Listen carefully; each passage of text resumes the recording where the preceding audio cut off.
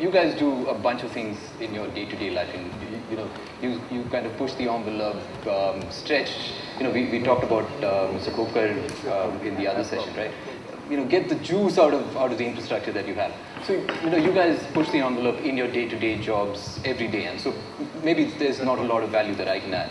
We just in about a few months back, we celebrated 100 years in existence as a company. So that's kind of maybe not so hip and cool and happening, but we've been around. So we've had ups and downs, and we've learned a few things over time. So what we do here now, we're looking forward to the next 100 years. We're saying, hey, what are the challenges that we could deal with over the next 100 years? And so that's some of the things that I want to talk to you about. Look at urbanization. 1 million people come into cities every week. That's across the world, right? 1 million people migrate to cities every week. How do we reduce waste and efficiency in the world that we live in? In our country itself, 40 to 70% of electricity that's generated in power plants, by the time it gets to homes, 40 to 70% is lost in transmission. So that's the kind of waste and inefficiency we're dealing with. You have hunger on the one hand, and you have food grains rotting in food grain go-downs. How do you handle that challenge? How do you handle that paradox?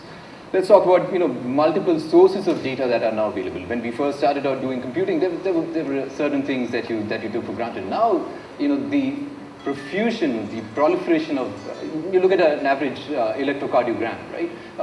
Millions of data points just for a patient in a day. And the fact is, now you can do things with all of those data points. You can make use of all of that data. The point is, how do you handle all of that?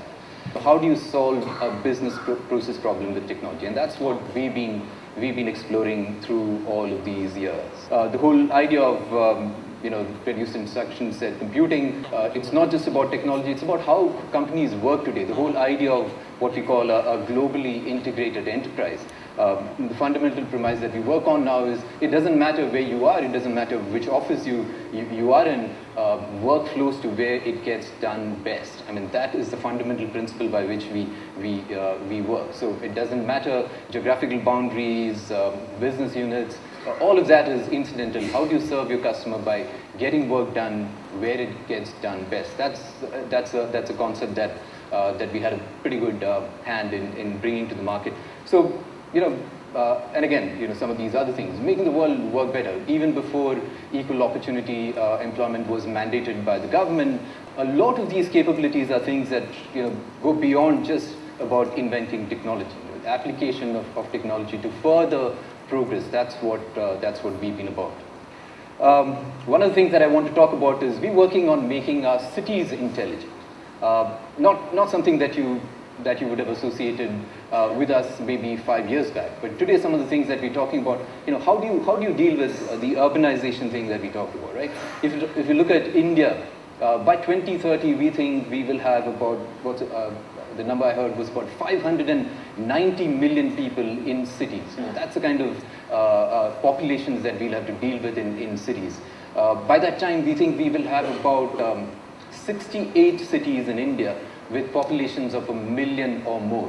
Just to kind of give you, put that in context, Europe, all of Europe today has 35 cities with a population of 1 million, right? That's the kind of scale that we're talking about. That's the kind of challenge that we're talking about. So while cities want to do all of those things in green, drive innovation, be an attractive investment destination, all of those good things, what they have to work with is, crumbling infrastructure, budgets are not going through the roof, populations are changing, and all sorts of threats, all sorts of attacks, whether it's natural disasters or terrorist attacks. And you live in a modern Indian city, you know what I'm talking about. We think these are the three things that cities seem to need. You want to be able to leverage information, you want to be able to anticipate problems, and when you have those problems, you want to be able to coordinate resources to deal with those capabilities, to deal with those crises in pretty much real time. Let's talk about where computing itself is going. This whole idea of thinking machines, right? So, back from the abacus in, 3500 BC to how computing or thinking machines have evolved. gadgets that human beings have used to think better.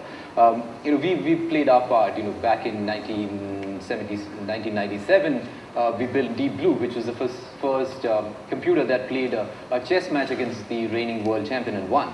And that gave us a whole new capability to expand how intelligence is infused into systems. While that was a pretty neat problem, it's still a fairly structured problem. It's an 8x8 matrix. There's a fairly large bunch of capabilities. But you think that's the kind of thing that a computer probably does really well, right? I mean, a lot of mathematical calculations in pretty much real time. You talk about healthcare providers. You talk about governments. You talk about financial systems, trading systems. Trading systems use tens of millions of messages every hour. That's the kind of volume that we're dealing with, right? So if you, in the kind of work that you're doing, what we are able to do today, and again, if you look at our world, look at the amount of devices that generate data, cell phones, car systems, systems that are sensors that are built into power plants and water systems. I mean, there is such a profusion of data available. You can do a huge amount of capability, huge amount of insight based on that information. You look at figuring out what's happened and why it happened. You look at what happened and then you say, okay, that's what happened and this is why it happened. So it's after the fact. You get a lot of insight, but it's after the fact. The real cool stuff and the real new stuff that we're doing now is to change the outcome. Change the outcome as it happens. So to give you an example, if you are running a call center and you have a client, you have a customer talking to a call center rep of yours, and she's having a tough time. The client is getting upset, and this is a call that's not going well. Okay, if in the old days you would analyze that call after the fact, and you'll figure out, this many of my calls were resulted in satisfactory outcomes, this many did not, and then you can learn from that and teach your people to handle that better. That's great. For many of us, that's also real new stuff that we're doing today. But here's what we can do now. You can deal with we use things like speech to text conversion. As that call goes on, as that call is happening, we have the ability now to turn that data into, you sense that call going wrong, you look for keywords that say supervisor, complaint, I'm not happy, and you can change the outcome of the call. You can flip that call to somebody else, get somebody else to come in and provide a different outcome as it happens. That's the cool stuff. So massive amounts of massive volumes of data at incredible velocities. It doesn't matter what kind of data. It's structured data, unstructured data, semi-structured data. These could be Twitter feeds, these could be voice. Take all of the data, mine it for insight in real time, and change an outcome as it happens. That's the kind of capability that now is possible with things like Watson. But the point is, today we are in this very fortunate situation that the application of technology is cheap, it's ubiquitous, and is massively scalable. So it's not so much whether you can solve this problem. It's we owe to ourselves, to generations that will come after us, to absolutely we absolutely must solve these problems.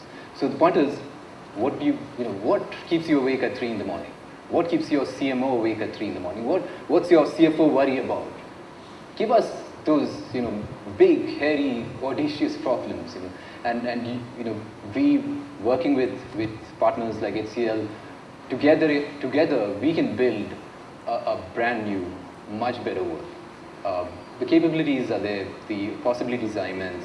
Let's start the conversation. Thank you.